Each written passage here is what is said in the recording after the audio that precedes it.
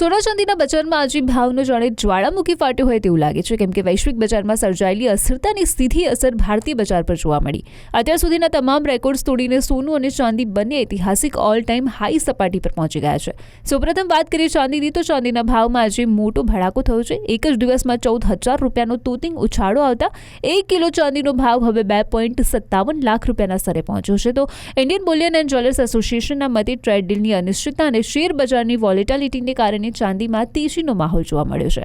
બીજી તરફ સોનાએ પણ આજે નવો ઇતિહાસ રચ્યો છે. 24 કેરેટ સોનામાં પ્રતિ 10 ગ્રામ 3300 રૂપિયાનો જંગી વધારો થયો છે અને આ ઉછાળા સાથે સોનું હવે 1.44 લાખ રૂપિયાની સપાટીને પાર કરી ગયું છે.